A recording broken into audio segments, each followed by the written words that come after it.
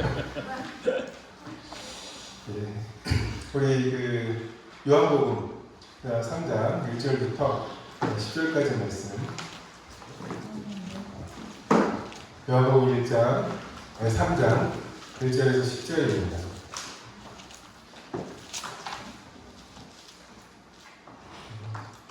까지 한번 같이 읽으시겠습니다.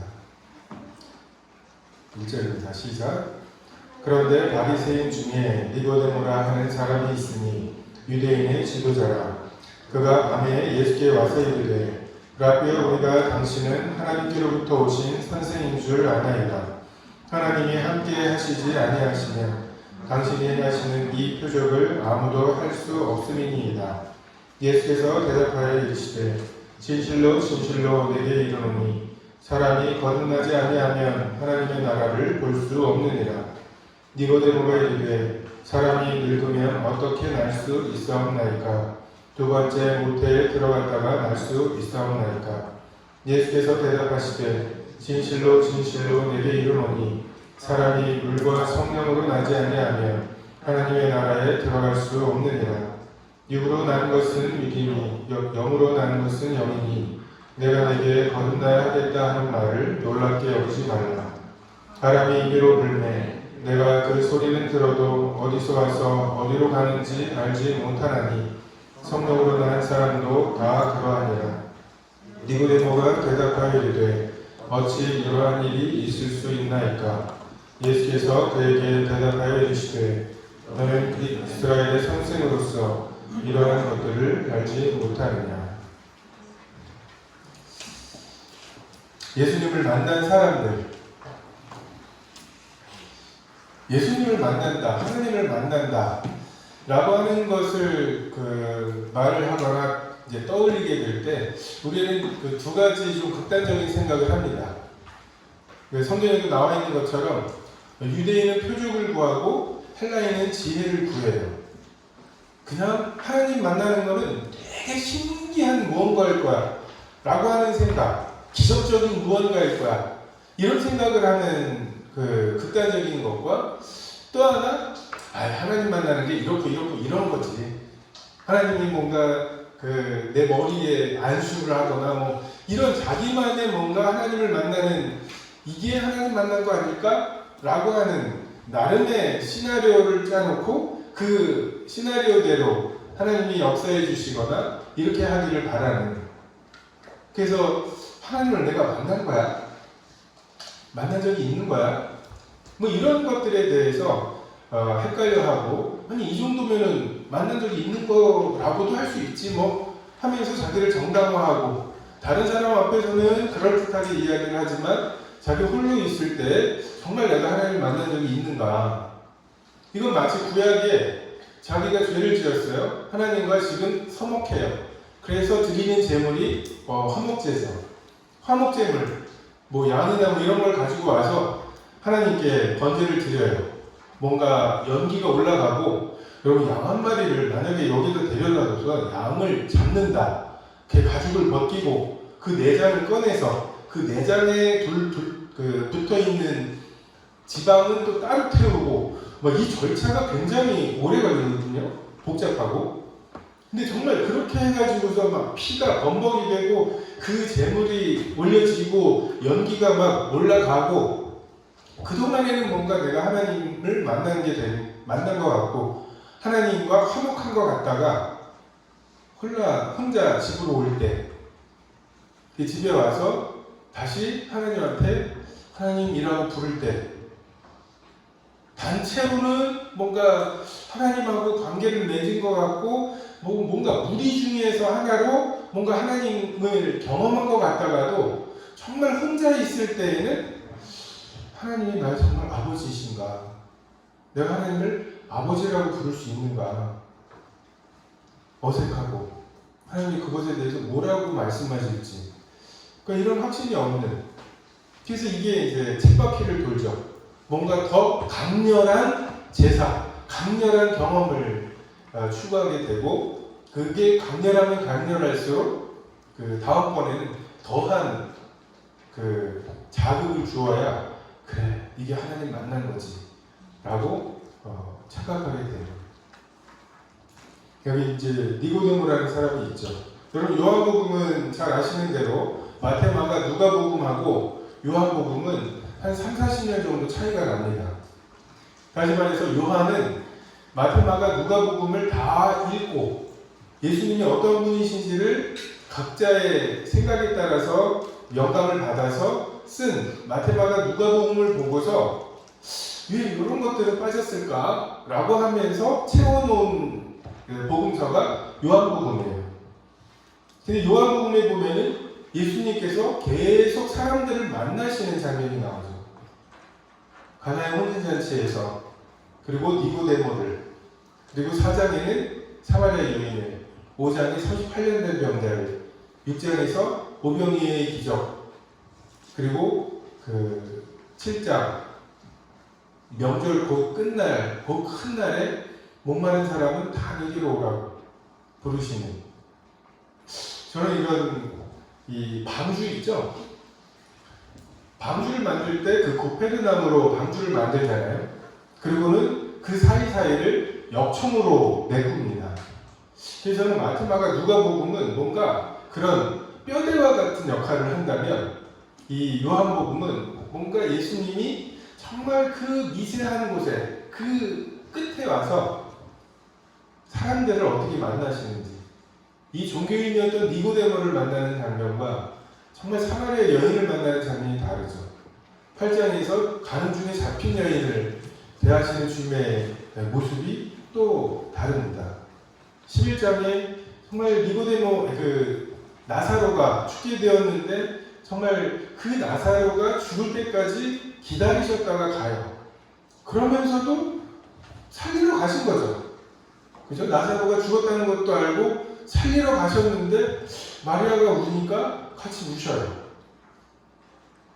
근데 이런 예수님의 모습, 그냥 커다란 태양이 사람들을 그냥 골고루 비추는, 이게 이제 마태, 마가, 누가복음에 나오는 정말 태양과 같으신 하나님, 멀리 계시지만 강렬하신 하나님의 모습이라면, 세상에 와서 비추는 빛이 있었나니 그 사람이 그 빛이 각 사람에게 비추는, 각 사람에게 다르게 비추는 이러한 모습들을 요한복음을 통해서 우리가 보게 됩니다. 그리고 여기에 유명한 그 말씀, 거듭남이라고 하는 말씀이 나오죠. 그러니까 우리가 이 니고데모가 예수님을 어떻게 만났는지, 이것을 통해서 우리가 예수님을 만난다는 것이 어떤 의미인지, 나 예전에 그 캠프 때 마지막 날 정말 눈물이 뚝뚝 흘리면서 예수님 내 마음에 들어와 주세요 라고 예수님을 내 마음에 초청했기 때문에 난 예수님을 만난 거야 라고 하는 어떤 무언가 예수님을 영접한 적이 있으니까, 믿은 적이 있으니까 나는 예수님을 만난 것임에 틀림없어. 저는 제가 한 번도 살아오면서 나 살아있다라는 걸 증명해 본 적이 없어요. 자, 봐라. 나 이래서 살아있어.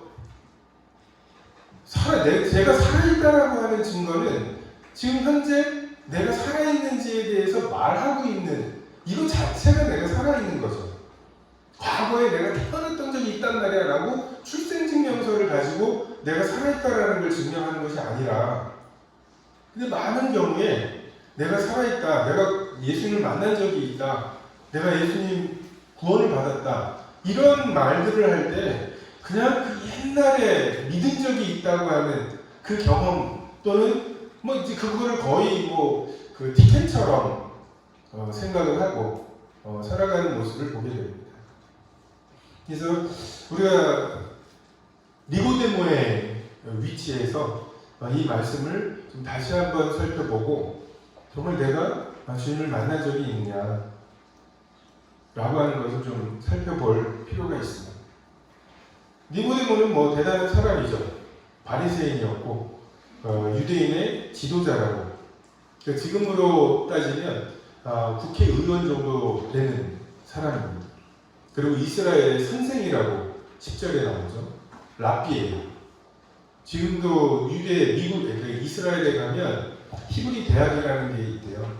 거기에 랍비가 되는 성직자 코스가 있고요. 이제 거기에서 떨어진 사람들이 대통령도 하고 총리도 하고 그러는 거예요. 정말 최고의 사람들이 랍비를 하는 거고, 랍비라고 하는 말은 뭔가 율법을 해석할 수 있는 권위가 있는 사람을 의미합니다. 어떻게 살았을지 아시겠죠? 나이도 꽤 많았을 거예요. 여기 30살. 부끄러운 거 아니에요? 없어요? 30살이? 예수님이 딱 저 나이였어요. 지금 이 정면에 있는 예수님, 우리 예수님에 대해서 조금 이상한 그런 생각을 해요. 그러니까 뭔가 30살의 예수님이신데 뭔가 이렇게 끌리는 옷 입고 다니면서 뭔가 이렇게 무슨 산신령, 뭔가 우리에게는 그런 이제 동양적인 그런 마음씨 좋은 그냥 아무거나 그냥 뭐 이러는 예수님 그런 분은 아니었어요. 30살의 예수님이 나이가 지긋한, 사회적으로 지위도 굉장히 높고 종교적으로도 굉장히 권위도 있고, 그리고 바리새인이니까 굉장히 금욕적으로 살아고, 바리새인의 멍이라는 게 있대요. 저기 여자가 지나가 내 눈이 범죄하지 않게 위해서 일부러 눈을 감고 가다 보니 막 부딪혀가지고서 막 멍들고, 그러면 이제 그게 굉장히 흰장같이 이제 이런 삶을 살고, 하루에 안식일에는 몇 걸음 이상을 가면 안 된다. 그래서 안식일에 몇 걸음인지, 추수를 할 때에도 상추 같은 걸 심어서 추수를 할 때에도 하나 둘 해가지고 10번째는 주님 거, 뭐 이렇게 해가지고 정말 철저하게 율법대로 살려고 하는 이러한 사람, 이 니고데모가 예수님에게 찾아왔습니다. 근데 예수님이 그 니고데모에게 3절에 말씀하시죠. 예수께서 대답하여 이르시되 진실로 진실로 내게 이르노니 사람이 거듭나지 아니하면 하나님의 나라를 볼 수 없느니라. 니고데모는 하나님의 나라에 들어가기 위해서 한 2% 정도 부족한, 그 2%만 잘 채우면 하나님의 나라에 들어갈 수 있다라고 생각하면서 예수님에게 살려달라고가 아니라 도와달라고 왔는데, 예수님의 다짜고짜 첫 번째 말씀, 거듭나야 하겠다. 여러분, 이것이 기독교의 핵심입니다. 네 삶, 너의 지위, 너의 종교적인 활동, 그것 중에서 내가 너를 구원하는데 쓸만한 게 조금도 없다. 여러분, 진리가 우리를 자유케 해요. 하나님 보시기에 우리가 이런 지경이라고 하는 것이 우리를 자유케 합니다. 이쁜 척 안 할 수 있잖아요. 선한 척 안 할 수 있잖아요. 하나님은, 우리 자꾸만 그런 생각을 해요. 하나님이 우리에게 실망하신다. 나한테 실망하실 것 같은. 하나님 여러분에게 실망 안 하세요. 왜요? 기대하지 않으시거든요. 여러분은 여러분이 진토임을 기억을 못하죠. 하나님은 여러분이 제가 진토임을 아셔요. 그래서 하나님은 그 진흙, 그 먼지가 스스로 무언가를 할 수 없다는 것을 너무나 잘 아세요. 근데 우리가 사탄에게 속아서 하나님처럼 되어서 내가 뭔가 된 것처럼, 그래서 내 속에 뭔가 선한 것이 있는 것처럼, 그 선한 것으로 하나님을 섬길 수 있는 것처럼 착각을 하죠. 나는 나에게 실망해도 하나님은 나에게 실망하지 않으세요. 하나님이 나에게 실망하신다라는 그 생각이 교만이에요. 뭔 줄 알았는데. 하나님은 거듭나야 하겠다. 우리가 막 그런 얘기 하잖아요. 죽었다 깨어나도, 응? 우리가 죽었다 깨어나도 월드컵 우승은 안 되겠죠. 그렇죠? 아니 메시랑 디마리아랑 이런 애들 그 아이템을 가지고도 지금 뭐 이러는 판에 독일 일본한테 지는 거 보세요. 근데 지금 우리가 이 전력으로 우승? 그럴 때 우리가 하는 말, 죽었다 깨어나도 안 된다, 이 말을 쓰잖아요. 근데 하나님께서는 네가 구원받는 거, 네가 천국에 가는 거 죽었다 깨어나야 한다고 말씀하시는 거예요. 죽어야 한다고 말씀을 하세요. 거듭 나야 한다고 말씀하십니다. 다른 모든 종교는 우리 속에 구원의 가능성이 있다고 해요. 내 속에 붙여 있다. 그냥 원래 내가 선한데 먹고 살다 보니까 사람들에게 치여가지고 뭔가 때가 묻어가지고서 지금 이 모양이다. 잘 닦아내면 네가 부처가 있다. 마음 바르게 먹어라. 정신, 정원 뭐 해가지고 뭐 팔정도 뭐 이런 거 있잖아요. 근데 하나님이 계시다면 어떻게 해요? 신기한 거는 복음 전할 때 보면 하나님이 계시다는 얘기만 했어요. 하나님이 어떤 분이신지는 얘기를 안 했어요. 하나님이 계셔서 너를 만드셨다라는 그 한마디만 했는데 다들 양심으로 하나님이 계셔서 그분이 나를 만드셨다면 나는 이렇게 살면 안 된다는 확신을 가져요. 누군가 날 만들었다면 이렇게 살라고 만들지는 않았을 거라는 확신을 갖고 있더라고요. 신기해요.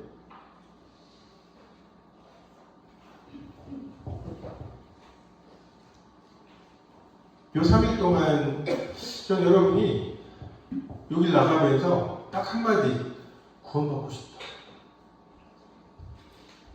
이 생각을 하고 갔으면 좋겠어요. 성경이 말씀하시는 구원받고 싶다. 성경에서 말씀하시는 예수님을 만나고 싶다. 이 예수님을 내가 만나고 싶다.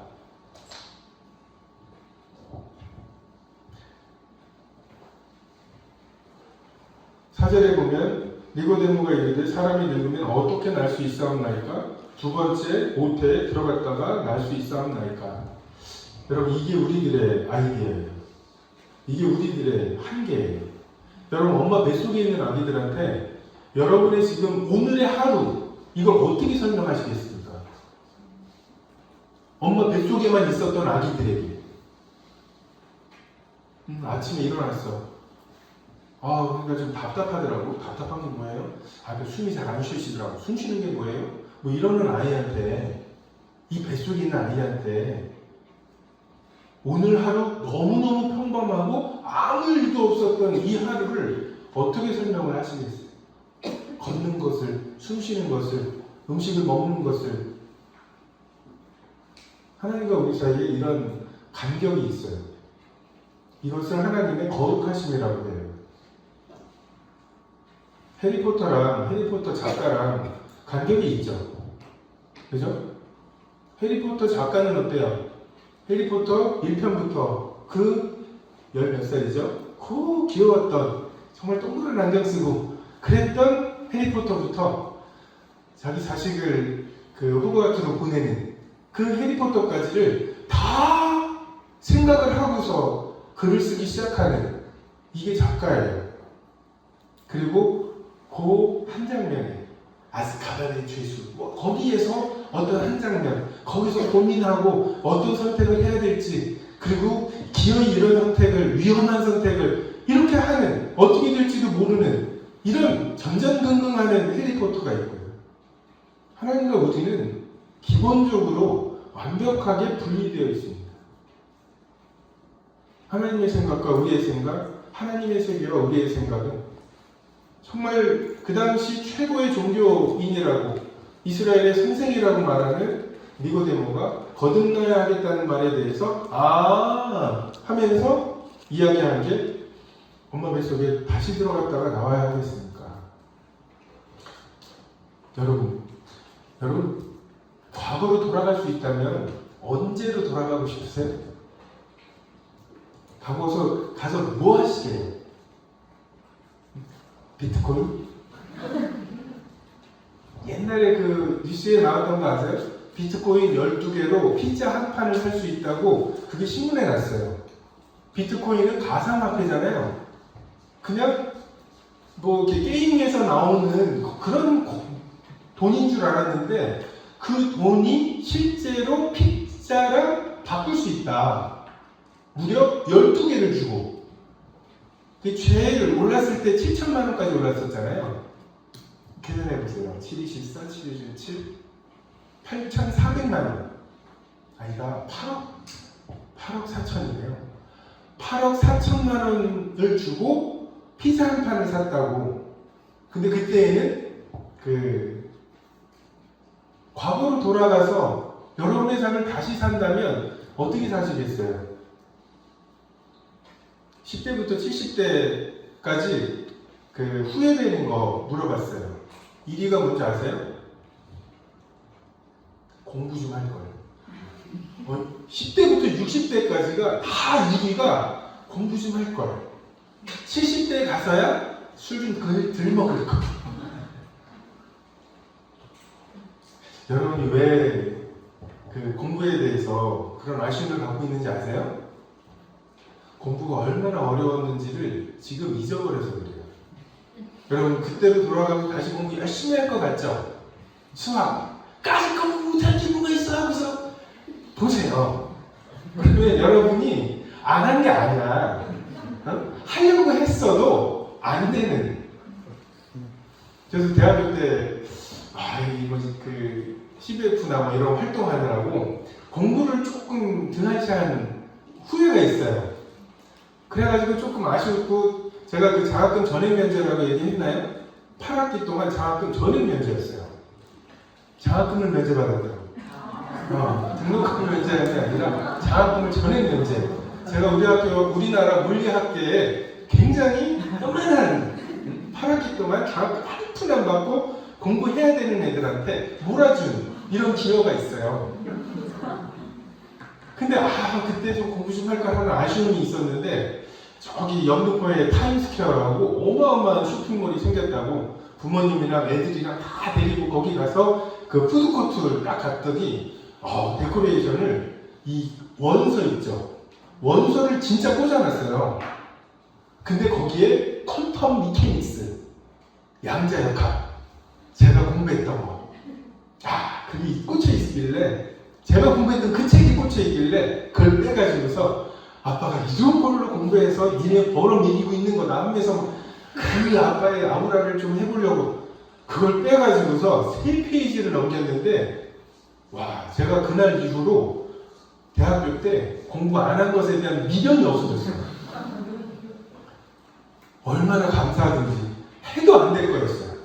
딱 보니까 해도 안 될 거였어요.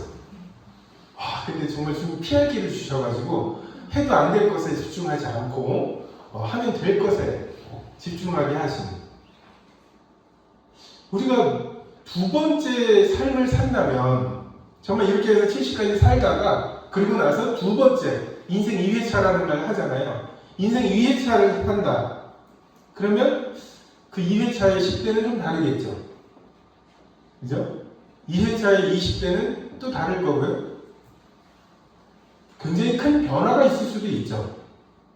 후회되는 것들, 이런 것들은 다시 그렇게 살지는 않을 거 아니에요? 근데 하나님께서 말씀하시죠?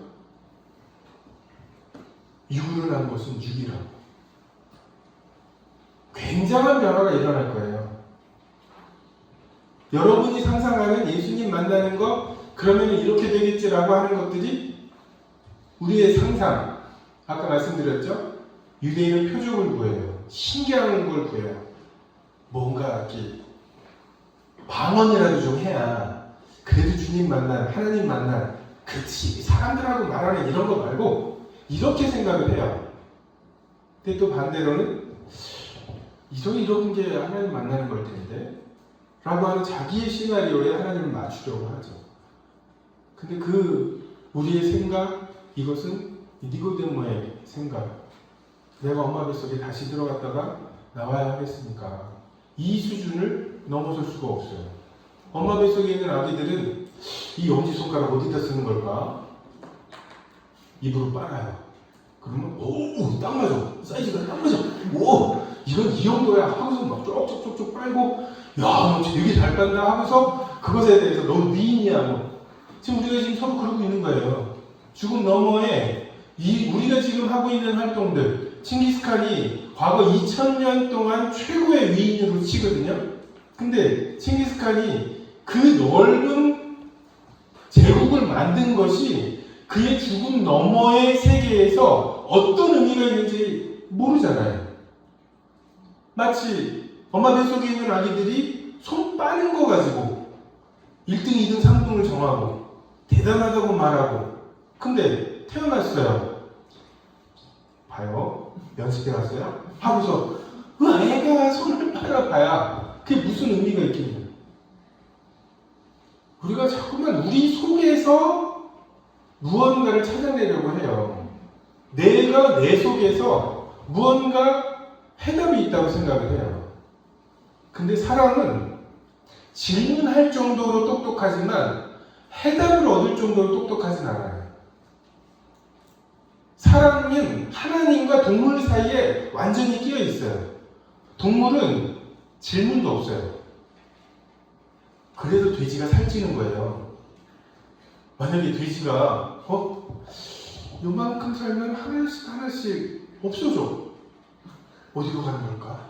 어디서 와서 어디로 가는 걸까? 뭐 이런 게 걱정이 되고, 뭐 이것에 대해서 유추를 하고, 그것 때문에 내가 막 감정이 생기고 밤에 잠을 못 자는 돼지, 이러면 돼지가 살이 안 쪄요. 근데 돼지들이 그런 게 없죠. 질문이 없어요. 난 어디서 와서 어디로 가는가? 정말 이게 실존하는 것인가? 나는 생각한다. 코로 존재한다. 그럼 나라는 건 뭐 이런 생각 안 한다고요. 하나님은 스스로 계신 분이에요. 질문도 대답도 다 가지고 계셔요. 근데 우리는 딱 중간에서 질문할 정도로 똑똑해요. 근데 그 해답을 우리 속에서 찾을 정도로 똑똑하지 않아요. 이런 한계 속에 하나님이 우리를 두셨습니다. 그 해답은 애가 엄마 뱃속에서 다 이해하고 나올 수는 없는 거예요. 엄마가 다 준비해 놓는 거죠. 그리고 엄마가 알려주는 수밖에 없어요. 계시하시는 수밖에 없어요. 죽음 너머에 뭐가 있어요?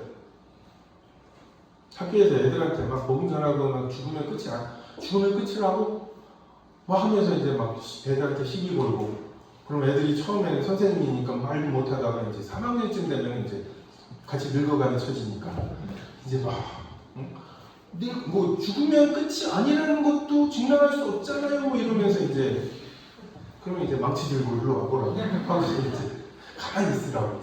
죽어보면 알죠. 성경은 계시하셔요. 우리를 설득하시는 게 아니라 그냥 알려주셔요. 내가 하늘의 일을 말아야 해도 하늘의 일을 말씀하세요. 땅의 일을 말아야 해도 그냥 하늘의 일을 그냥 그 보신 분이 말씀하세요. 한 번 죽는 것 왜 죽어요? 사람에게 정하신 것이라 죽어요. 그 후에 심판이 있다. 이게 우리가 죽음 너머에 대해서 알 수 있는 방법입니다. 5절에 좀 더 구체적으로 말씀하시죠. 예수께서 대답하시되 진실로 진실로 내게 이르노니 사람이 물과 성령으로 나지 아니하면 하나님의 나라에 들어갈 수 없느니라. 우리 그 앞에 요한복음 1장 33절 한번 찾아보실까요? 요한복음 1장 33절. 나도 그를 알지 못하였으나 나를 보내어 물로 세례를 베풀라 하신 그이가 나에게 말씀하시되 성령이 내려서 누구 위에 머무는 것을 보거든 그가 곧 성령으로 세례를 베푸는 이인 줄 알라 하셨기에. 여기서 물과 성령을 여러 가지로 해석할 수 있겠지만 이 요한복음의 전반적인 것을 보면 이 물과 성령은 물로 침례를 받는 것, 그리고 성령으로 침례를 받는 것. 물의 침례는 무엇입니까? 나는 너희로 회개하게 하기 위하여 물로 침례를 준다고. 지금 우리가 물 침례를, 회개의 침례를 간과한 채 성령의 침례를 받는 기술을 전하고 있어요. 그래서 침례가 뭐예요? 완전히 잠기는 거거든요. 저번에 어떤 형제 침례 주다가 등치도 좋고 좀 퉁퉁한 형제였어요. 근데 물이 이 정도로 충분할 줄 알았는데 들어가다가 이제 다 안 잠겨가지고 아차 싶어서 다시 넣었거든요. 근데 이 형제는 이제 타이밍을 숨 참았다가 이제 나오니까 숨 쉬려고 하는 그 타이밍에 이제 넣어가지고 정말 주눅 따라갈 뻔한. 그래서 죽을 뻔했다고 되게 막 불평을 하길래 죽음에 대한 소망이 없어? 완전히 잠기는 거죠. 완전히 잠기면 어떻게 됩니까? 죽어요. 회개의 침례를 통해서 죽어야 돼요. 여러분, 죽음이 뭐예요? 죽으면 어떻게 하죠? 땅에 묻거나 태워버리죠. 조금이라도 살아있는 사람 태우면 어떻게 되겠어요? 조금이라도 감각 있는 사람. 여러분, 죄에 대해서 죽는다고 하시잖아요. 갈라디아서 2장 우리가 20절을 유명하게 하지만 19절에 보면 율법으로 말미암아 율법에 대해서 죽으라고 말씀하시죠. 여러분, 그런 적이 있으세요? 율법에 대해서 죽는 게 뭐예요? 율법이 자꾸 우리를 자극해요. 너 선하잖아. 네 속에 하나님을 섬길 수 있는 게 있잖아. 마치 그 시내산에서 이스라엘 백성들이 우리가 다 주의 날에 지키겠나이다 이렇게 했던, 내 속에 율법을 지킬 수 없다라고 하는 것, 율법이 그렇게 나를 유혹할 때, 너의 선함을 부추길 때 내 속에 아무런 감각이 없는 것, 이것이 율법에 대해 죽는 거죠. 죄에 대해서 죽는 게 뭐예요? 여러분, 성경에서 죄가 뭐예요? 창세기 3장에 보면 죄가 뭐예요? 먹음직, 보암직, 지혜롭게 할 만큼 탐스러움이죠. 내가 이 나무의 열매를 먹을까 말까를 뭘 기준으로 선택을 해요? 하나님은 먹지 말라고 하셨어요. 근데 내가 먹음직한지, 보암직한지, 지혜롭게 할 만큼 탐스러운지를 기준으로 그것을 먹기로 하는 게 죄예요. 내가 주인이기로 하는 것이 죄예요. 그럼 죄에 대해서 죽는다는 게 뭐예요? 야, 이거 맛있어 보이잖아.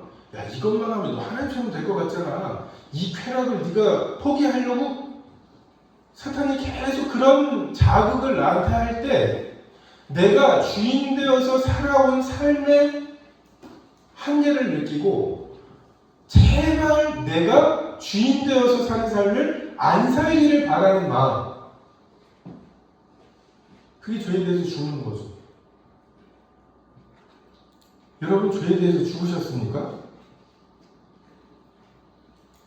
한 사람이 죽어야 다른 한 사람이 살아나는 거잖아요. 그게 거듭남이잖아요. 그리스도와 연합해서 죽고 그리스도와 연합해서 살아나는 것이 거듭남이잖아요. 근데 우리가 지금 이 회개에 대해서 정말 내 죄가 어떠한지, 죄를 그냥 죄가 묻었어 이 정도가 아니라 죄에게 파묻혀버리는, 내가 정말 의롭게 살아보려고, 내가 나의 힘과 나의 의지로 하나님을 기쁘시게 해보려고, 율법에 나와 있는 것들을, 온갖 것들을 지켜보려고 진지하게 노력을 해보면 나의 한계가 드러납니다. 여러분, 여러 구절을 할 필요 없어요. 한 구절, 한 말씀이라도 내가 그 말씀을 지켜야 되겠다. 로마서에 수근수근하는 자, 우리 로마서에서 막 그 차별금지법 막 이런 것들 때문에 지금 막 동성애니 뭐니 뭐 이런 거 굉장히 사형에 해당하는 죄라고 하면서 비분관계해요. 근데 성경에 보면은 배약하는 자, 약속을 어기는 자, 수근수근하는 자, 그거 다 사형에 해당하는 죄예요. 왜? 살인죄는 큰 죄고 수근수근하는 건 작은 죄라고 왜 그렇게 정하죠? 살인하면 하나님도 벌하시지만 경찰이 잡아가잖아요. 수근수근하는 건 그렇게 하지 않죠. 그러니까 뭘 믿는 거예요? 여러분 성경을 믿는 거예요? 성경을 믿는다면 수근수근하는 거, 여러분 수근수근하는 것으로 친구 사귀었잖아요. 여러분 그 친구들 걔 왜 그러니? 너무 그런 거 아니야? 나도 그랬는데 이렇게 해가지고서 서로 죄로 서로 친구 삼았잖아요. 여러분 그게 죄라고 하는 것을 여러분 하나님 마음에 책망해 주셔서 그 죄를 짓지 않기로 해보세요. 셋이 뭐 했어요? 밥 먹어요. 누구 또 그 횟감을 하나 올려놓고 회를 치죠. 따다다다다다 회를 쳐요. 힘들다. 네가 좀 쳐. 그럼 또 이렇게 치고 내 차례예요. 나도 좀 쳐야 공범이 되는데 밥 먹자 하고서 밥 먹어봐요. 이제 혼자 밥 먹어야지. 진짜 여러분 한번 해보세요.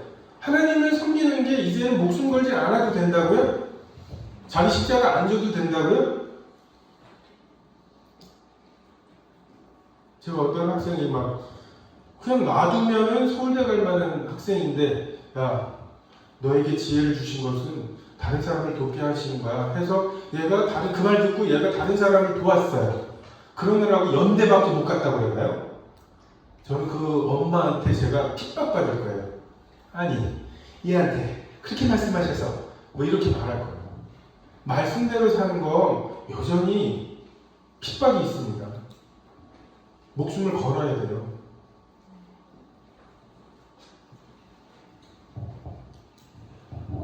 구원 받고 싶어 한다고 착각하는 게 굉장히 큰 착각이라면, 또 하나의 착각, 구원받는 게 쉽다고 생각하는 것. 도대체 이 말은 어디서 나온 말이에요?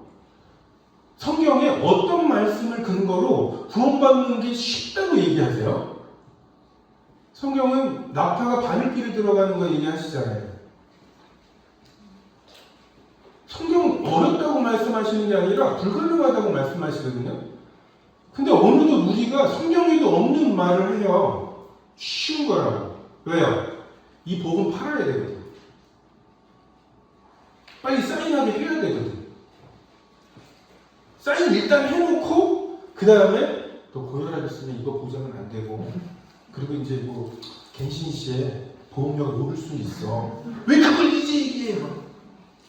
진짜 그러고 있다니까요. 쉬운 거라고 아무것도 안 해도 된다고 막 이래놓고는 이제 구원받았으니까 헌신해야 된다고, 뭐 제자의 삶을 살아야 된다고, 그건 그냥 옵션이 돼버렸어요.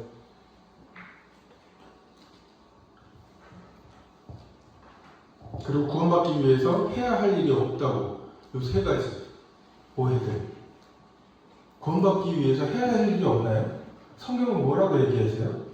구원받기 위해서 회개하라고 하시잖아요.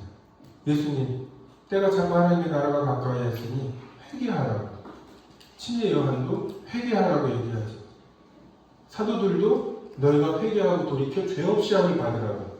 죄 없이 함이 예수님 이스라엘로 돌아가셨어. 그럼 죄가 있어 없어? 자, 이 죄가 있는 것 같다는 말이야. 그럼 네가 죄. 성경에 우리가 복음을 전하는 그 방식을 지지하는 구절이 어디 있나요? 사도들이 그렇게 전했나요? 예수님이 그렇게 전하셨어요? 침례 요한이 그렇게 전했어요? 여러분 돌이켜 봐야 돼요. 사도 바울도 분명히 얘기합니다. 하나님께 대한 회개와 예수 그리스도께 대한 믿음. 근데 회개가 없이, 물의 침례가 없이 성령의 침례를 받으려고 해요. 그래서 지금 복음이 거의 기술이 되어버렸어요. 자, 오른쪽에 쓰는 거야. 신랑은 오른쪽에 쓰는 거야. 에? 신랑이? 응. 여기 서봐. 오른쪽에 서서, 자, 첫 번째 네가 들어가는 거야. 들어가서 그 주례 앞에서 이렇게 인사하고 돌에 서서 이제 신부가 오면 딱 맞아서 이렇게 해서 그 주례가 너한테 뭔가 질문을 2개를 할 거야. 2개 할 때 얘라고 2번만 하면 너 결혼하는 거야. 잘 알겠지?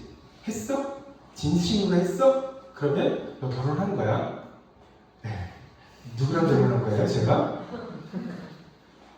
누구랑 결혼한지도 모르고 결혼하고 싶은지도 싶지도 않은데 그냥 10대에 어쨌든 구원을 해치워야 된다고. 왜? 20대 돼가지고 대학 가서 술 먹기 시작하면 날아가 버릴 것 같아서.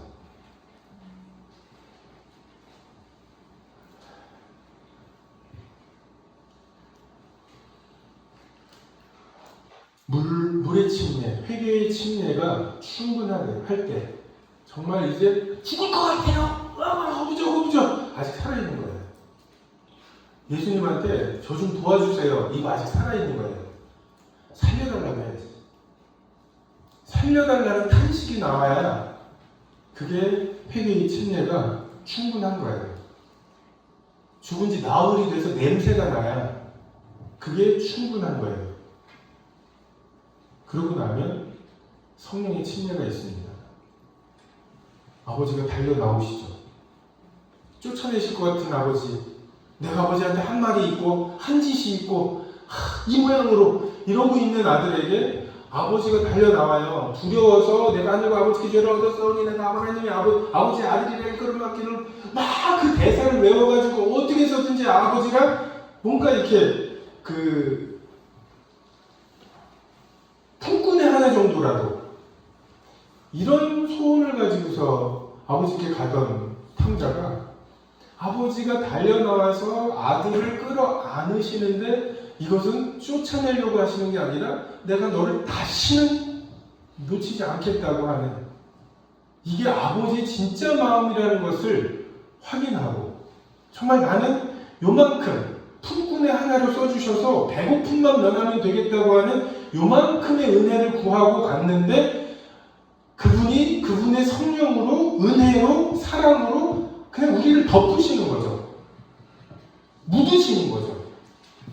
우리는 찌그락찌그락 계산하고 내가 일주일에 한 번 교회 다녀드릴게요 이러면서 하나님하고 협상하고 6일은 내 거예요 이러고 있을 때 하나님께서 성령으로, 사랑으로 감당할 수 없는 그 한쪽에 있었던 강도, 그의 소원이 뭐였어요? 나를 기억해달라는 거잖아요. 그거면 충분했다고요. 근데 내가 오늘 나와 함께 낙원에 있으리라. 이게 하나님의 스케일이죠. 그냥 물 적셔주시는 게 아니에요. 묻으시는 거지. 그때 탕자의 마음이 변하죠. 내 아버지 위해 죽고 싶다. 아버지 위해서 살고 싶다. 이런 아버지. 하나님이 사람을 만드셨기 때문에 사람의 설계를 아셔요. 뭐가 사람을 바꾸는지.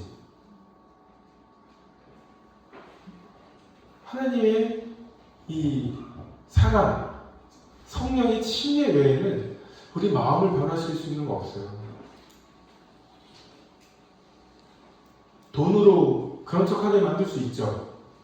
내 월급 줄 테니까 꿇어, 깔아, 할 수 있어요. 군대 가보세요. 그 전역형 인간들이 아침형 인간이 돼서 휴가 나오면은 9시 돼서 이제 놀려고 시작하는데 졸음이 그렇게 억울해 죽겠더라고. 이제부터가 그건데 9시만 되면은 뭔가 와. 근데 마음을 변화시킵니다. 하나님은 그 마음을 얻으시고 그 얻으시는 방법을 아셔요. 물과 성령으로, 회개와 성령의 침례로. 한 사람이 죽고 예수님이 사시는 그게 소원이 돼야 되잖아요. 내가 내 마음대로 사는 삶을 더 이상 살고 싶지 않습니다. 이게 구원받고 싶다는 말이에요. 아들을 낳으리니 이름을 예수라 하라. 이는 그가 자기 백성을 저희 죄에서 구원할 자이시니라. 죄가 뭐냐고요? 내가 주인 돼서 사는 거잖아요. 예수님 십자가에 무슨 죄로 돌아가셨어요? 유대인의 왕으로 죽으셨잖아요. 그게 우리의 죄예요. 내가 왕으로 사는 것. 이게 예수님이 지고 가신 우리의 죄예요. 근데 내가 주인 돼서 살아가고 싶은 삶이 조금도 변하지 않은 채로 그냥 템플에서 마지막 날 음악과 패션 오브 크라이스트 여러 번 보셨죠. 예수님을 받아들이지 않을 수 없는 분위기 속에 뭔가 이렇게 눈물도 나고 이게 무슨 진심인 줄 알고 여러분 30분 만에 만든 그 감동은 30분이면 사라져요. 여러분 그게 거듭남이겠어요? 구원 받고 싶어 하지도 않는 사람들에게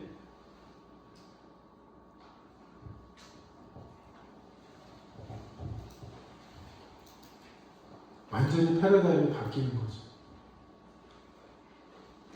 그런 예화가 있죠. 어떤 여자가 비행기를 기다리면서 크래커를 먹어요. 근데 어떤 남자 멀쩡하게 생겼어요. 근데 그 남자가 와서 자꾸만 그 크래커를 뺏어 먹어요. 미쳤나 하고 저기 위아래로 눈치만 주면서 위아래로 훑어보고 이러는데 계속 먹어. 잉글리시 웃으면서 계속 먹어. 마지막 하나 남았어. 어쩌다 봤어. 하나를 딱 쪼개가지고 반쪽을 놓고는 내를 먹고는 이제 비행기 타러 간 거예요. 아, 여자도 열받아가지고 이제 자기 비행기 타가지고서 음악이라도 들으려고 딱 지퍼를 열었더니 거기 자기 크래커가 있어. 조금 전까지는 어떤 패러다임이에요? 미친 거 아니야? 이런 패러다임 있죠? 남의 거를 이렇게 뻔뻔스럽게 먹고 내가 눈치를 그 정도로 줬으면은 이러는 패러다임에서 지금 그걸 지퍼를 열고 딱 보는 순간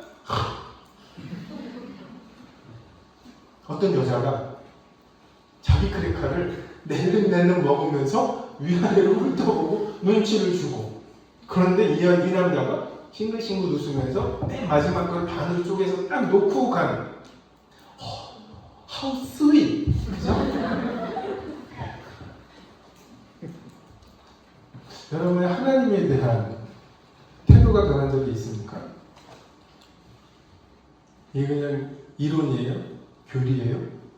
3단 논법이에요? 그것이 여러분의 마음을 조금이라도 뜨겁게 한 적이 있어요? 그래서 그 하나님과의 만남이 없었다면 안 했을 일을 하게 만들고 했을 일을 안 하게 만든 적이 있어요? 그분이 주인이셨냐면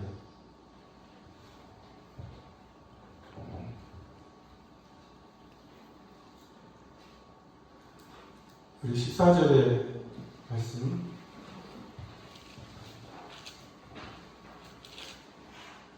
모세가 광야에서 뱀을 든 것 같이 인자도 들려야 하니 하나님께서 이렇게 우리를 인도하셔요. 니고데모에게 모세가 광야에서 뱀을 든 것 이것은 너무나 잘 알려진 그 구약의 사건이죠. 하나님은 불순종한 이스라엘 백성을 하나님 벌하시기 위해서 불뱀을 주시고 그리고 그때 그 불뱀이 물려서 죽어가는 사람들을 위해서 하나님께서 그 노뱀을 장대에 달아서 높이 들고 그 장대를 보는 자마다 살게 되는 이 사건은 뭐 너무나 많이 인용되고 많이 설교가 되고 했을 내용이에요. 근데 인자도 들려야 하리니 이건 어떻게 이해를 할 수 있을까요? 하나님께서 사람을 인도하시는 게 말씀으로 인도하셔요. 왜 말씀으로 인도하시냐면 말 외에는 사람 마음까지 도달하는 것이 없어요. 말 되게 힘없어 보이죠? 근데 말만큼 사람 마음까지 도달하는 게 없어요. 여러분 굉장히 불평불만하고 오늘 월급날이에요. 제가 금융치료 받고 왔어요. 모든 게 용서가 돼요. 날 힘들게 하는 사람 그것 때문에 내가 이 월급을 받는 거예요. 금융치료로 안 되는 게 뭐가 있어요? 힘들게 해요? 연봉 1억 줄게.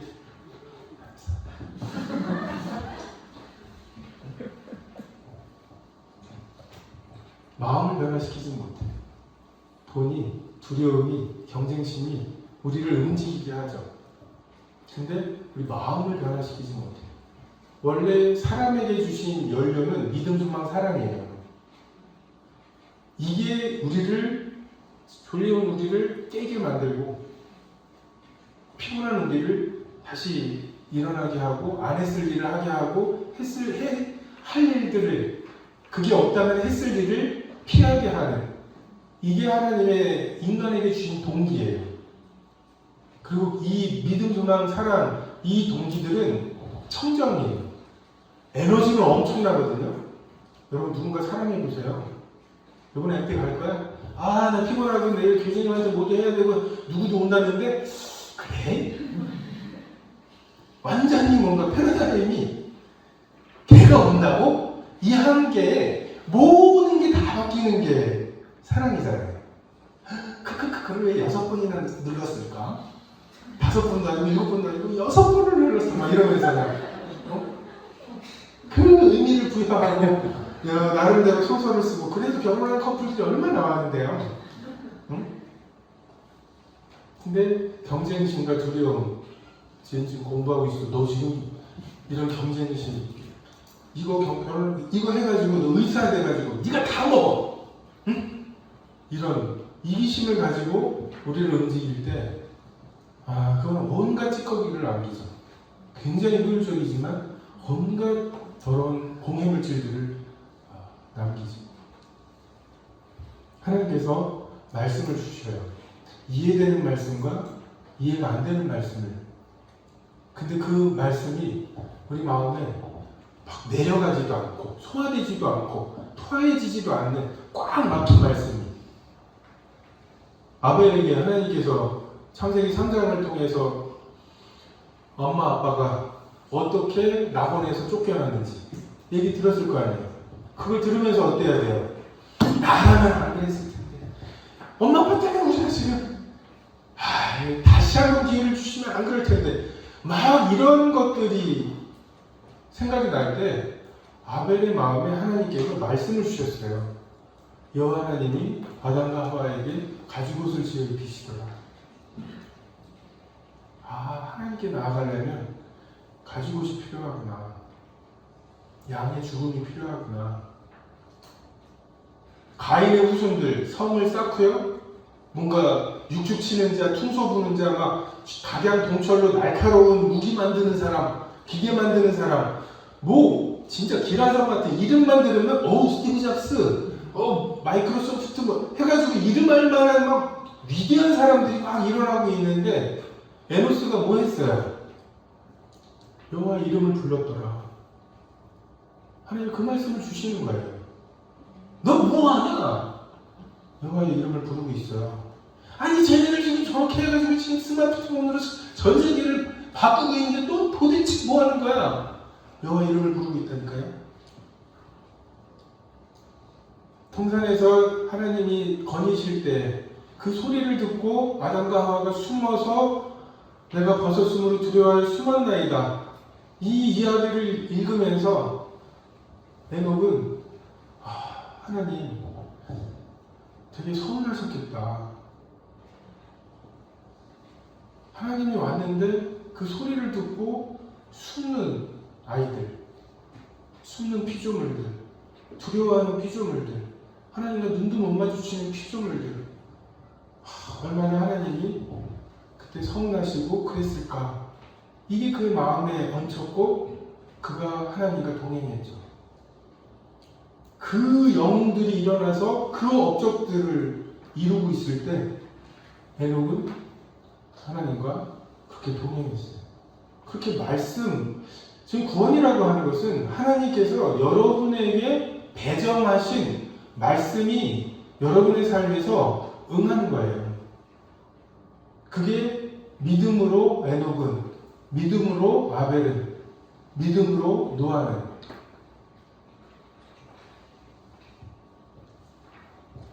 (3장 15절에) 보면 이는 그를 믿는 자마다 영생을 얻게 하려 하십니다. 영생은 유일하신 참 하나님과 예수 그리스도를 아는 것이죠. 지금 이 요한복음을 쓴 이유가 그 배경에 보면 영지주의자들이 있었어요.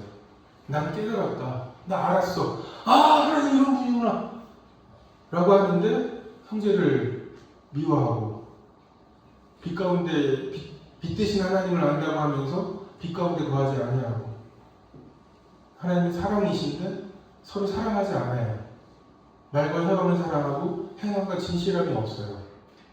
그래서 그냥 난 하나님에 대한 지식이 있어. 니네들은 없지. 이 지식으로 나는 뭐 이렇게 말하는 영지주의자들에게 영생은 유일하신 하나님과 예수 그리스도를 아는 것이라고, 이게 아는 거라고 말하고 있는 거예요. 하나님을, 이는 그를 믿는 자마다 영생을 얻게, 하나님이 누구신지를 알게 되는, 하나님 이런 분이시군요. 아브라함이 100세에 낳은 아들을 끌고 모리아산으로 가서 그 자식을 죽이려고 하고 나서야 여호와 이래, 하나님이 이런 분이시구나. 이것은 그냥 지식으로 하는 게 아니에요. 경험하는 거죠. 하나님이 어떤 분이신지 맛보아 아는 거죠. 여러분, 믿음으로 영생을 얻는다는 게 무슨 뜻인가요?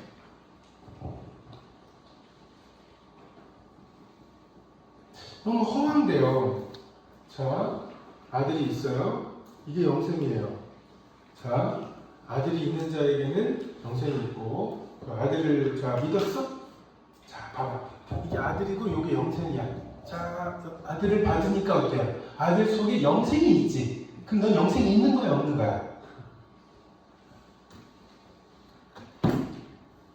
우리는 이런 것과 좀 싸워야 될 필요가 있어요.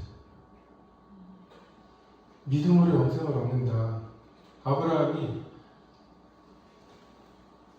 너의 후손은 이삭으로 말미암으리라, 이 하나님을 믿었죠. 그래서 아들 데리고 모리아산으로 갔죠. 그리고 그 아들 죽이려고 했죠.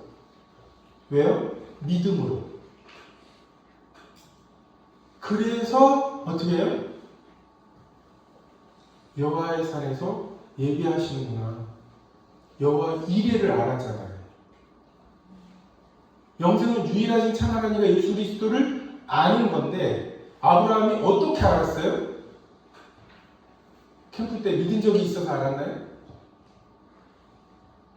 그 하나님이 그렇게 말씀하셨으면 죽은 이삭을 살리실 거라고 생각하고 그렇게 믿고 모리아산에 가서 진짜 죽일 작정을 할 이 믿음의 행동을 통해서 여호와 이레를 아는 거예요. 여러분, 우리는 여호와 이레를 아무리 연구해도 그건 우리 몫이 아니에요. 예수님께서도 십자가에서 그분이 하신 일이 뭐예요? 내 옷을 나누고 내 옷을 제비 뽑나이다. 이 말씀을 응하게 하려고, 예수님께서 말씀을 응하게 하려 하사 다 내가 목마르다 하셨다고. 그게 예수님에게 할당된 말씀이에요. 두루마리 책이 나에 대해서 기록된 대로 내가 행하러 왔나이다. 지금 여러분에게 하나님이 말씀을 할당해 주셨어요.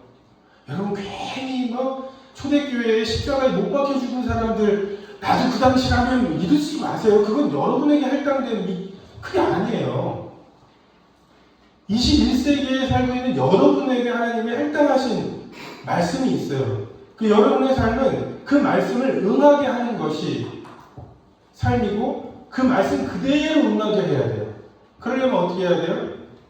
예수님 십자가에 못 박히시던 날, 그날인 줄 아셨을 그날, 예수님께서 통으로 짠 옷을 입으셔야 해요. 아침에 그 옷을 입으시면서 이 겉옷은 나뉘어져야 되고 이 속옷은 제비 뽑혀져야 된다. 그래야 이 말씀이 응한다. 피와 땀과 눈물로 내 모든 것이 소진되어야 한다. 왜? 내가 목마르다 해야 되거든.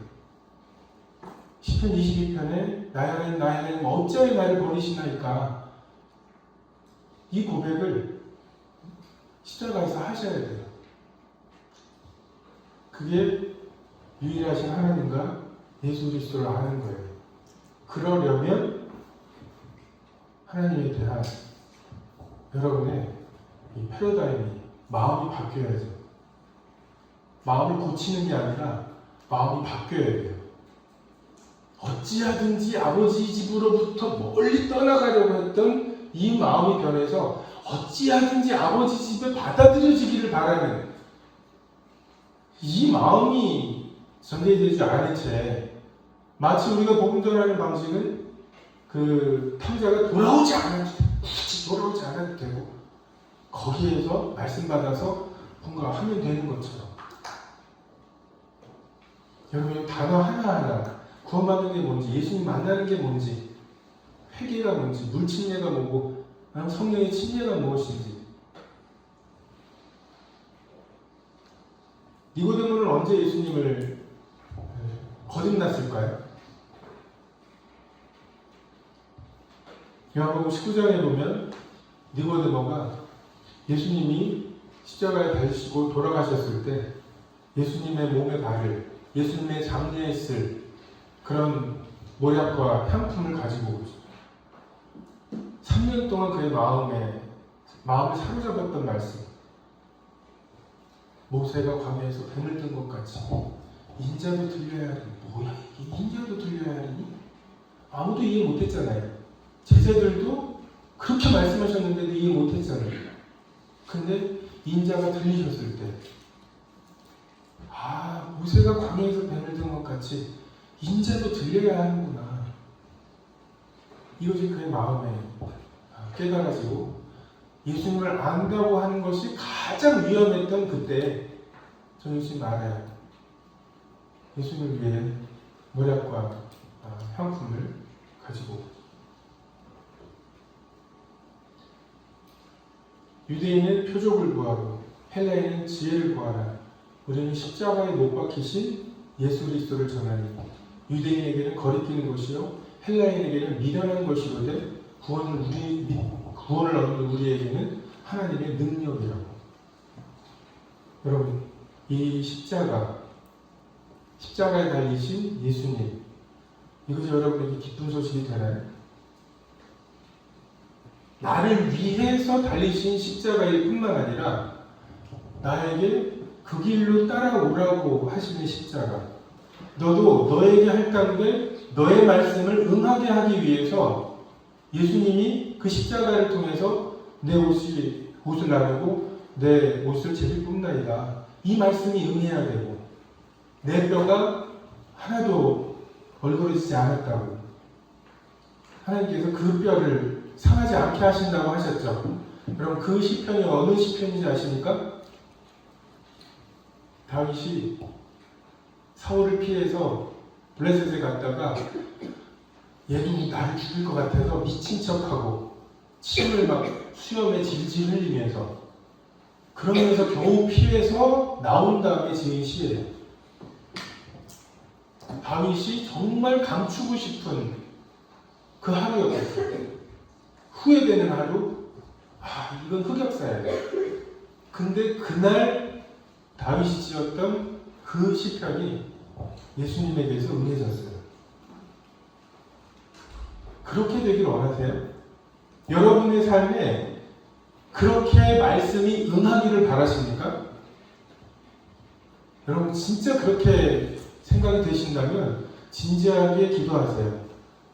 하나님 저 구원받고 싶습니다. 저 그렇게 되기를 원합니다.